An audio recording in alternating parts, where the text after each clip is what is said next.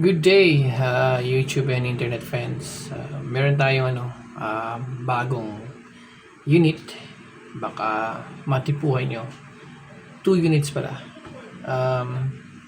Isang budget meal na CO2 air gun. Complete with tank. And complete with tank. Tapos, ito siya. Meron akong ganito.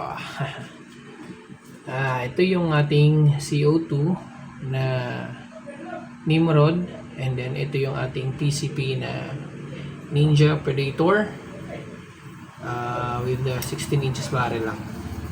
Medyo compact siya, magaan masyado, maganda tumama. Ito Nimrod CO2, bagong bago yung bat nya. Brass barrel na 14 inches. Compact.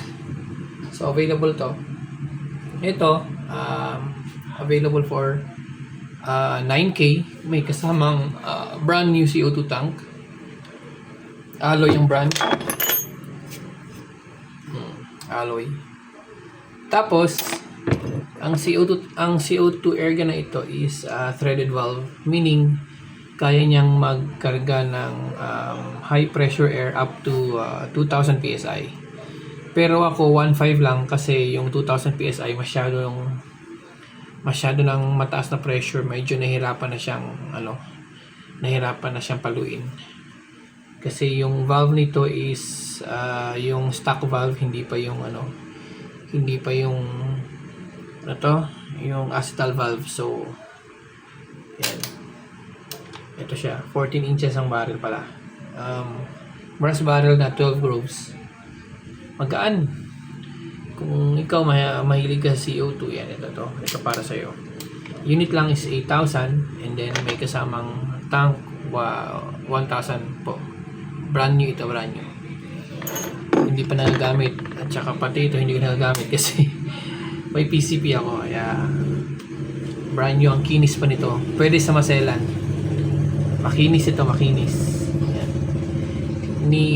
Nilagyan ko lang ng male quick fill adapter para pwedeng kargahan ng PCP pump yan. So ito. Yan, ganda. Ito siya. Tapos yung isang airgun ko na to is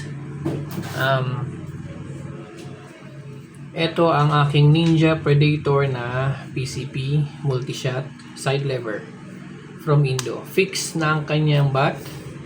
Adjustable lang power. Andito, iniikot mo lang ito, lalakas at hihina na yan.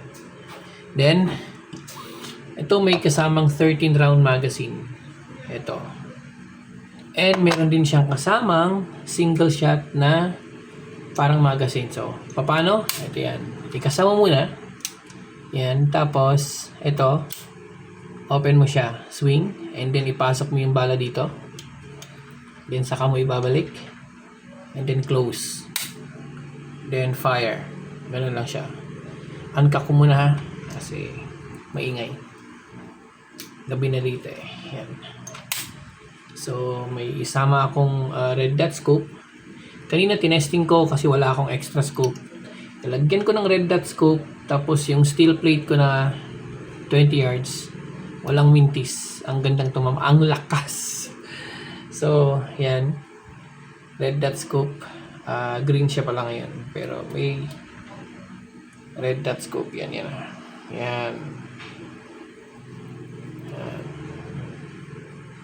So, ang kagandahan nito, since naka-multi-shot siya na magazine, maganda itong gamitin sa farm.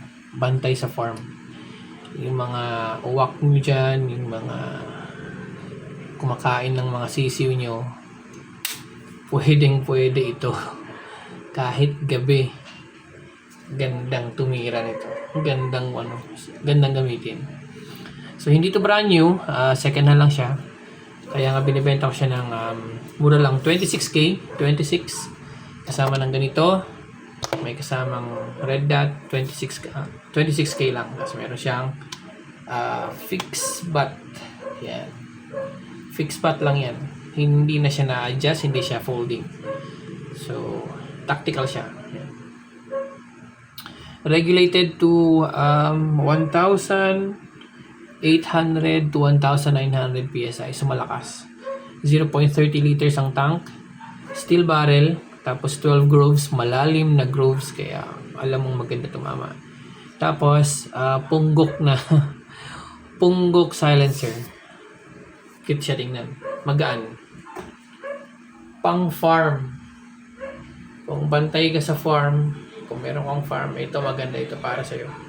Kasi multi-shot, di magazine. Kasa ka lang ng kasaputok. Unlike pagka single shot ka, kasa, open, lagay bala, close, cock, bang. Ganun lang siya.